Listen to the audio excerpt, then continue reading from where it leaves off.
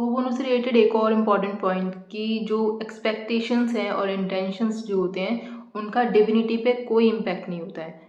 ठीक है, इसलिए मैं बोलती हूँ कि इंटेंशन आप पहले से मत रखिए। डिविनिटी का एक खुद का एक टाइम होता है जिसे हम डिवाइन टाइम बोलते हैं। खुद का एक तरीका होता है जिसके थ्रू चीज़ें मिलती हैं। आप जो भी एक्सपेक्टेशन रखेंगे, जो भी इंटेंशंस रखेंगे, उनका डिविनिटी पे कोई इफेक्ट नहीं पड़ने वाला। डिविनिटी आपको आपके अकॉर्डिंग चीज़ें नहीं देगी। डिविनिटी आपके लिए बेस्ट चीज़ें करेगी। जैसे जैसे आप हीलिंग करते जाएंगे, क्योंकि आप अवेयर नहीं हो उस चीज़ से कि आपके लिए क्या बेस्ट है, लेकिन डिविनिटी जानती है कि आपके लिए ये चीज़ आप डिज़र्व करते हो, ये बेटर चीज़ है आपके लिए, यह आपके लिए हर तरह से अच्छी होगी।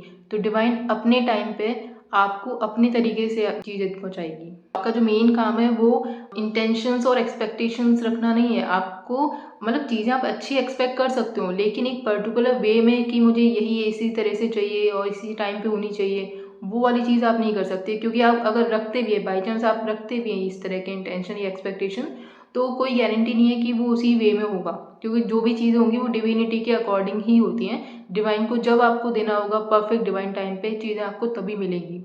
डिवाइन को जिस तरीके से देना होगा, डिवाइन आपको उसी तरीके से देगी। तो आपकी एक्सपेक्टेशन या आपके इंटेंशन जो होंगे, वो उसका डिवाइन पे किसी भी तरीके से कोई भी इम्पैक्ट नहीं होता है। हम चीज़ें चूज़ ज़रूर कर सकते हैं कि ऐसा ऐसा ऐसा, लेकिन हम डिसाइड नहीं कर सकते। डिसाइड करने वाली सिर्फ एक है, वो है डिवाइन पावर। डिविनिटी के अकॉर्डिंग ही डिसीजंस होते हैं हमेशा फाइनल, और वही चीज़ें हमारे लाइफ में क्रिएट होती हैं, वही चीज़ें हमें मिलती हैं फिर।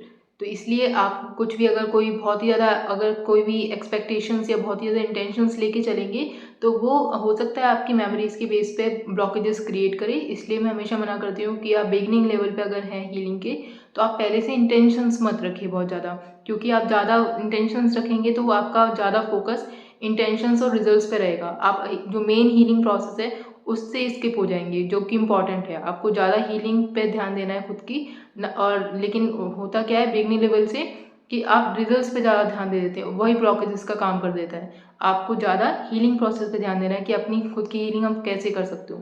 जैसे जैसे आपकी खुद की हीलिंग अच्छी होगी, आपको चीज़ों की समझ बढ़ती जाएगी। आपको समझ में आता जाएगा कि इंटेंशंस आपको अगर रखने हैं तो वो इस तरीके से रखने हैं। आपको डेस्परेशन नहीं आएगा कि आपको ये चीज़ इसी वे में पर्टिकुलर वे में चाहिए।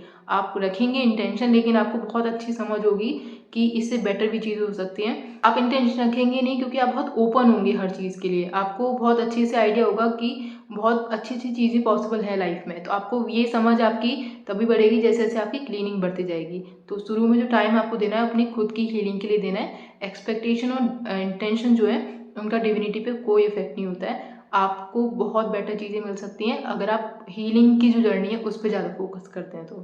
Thank you so much.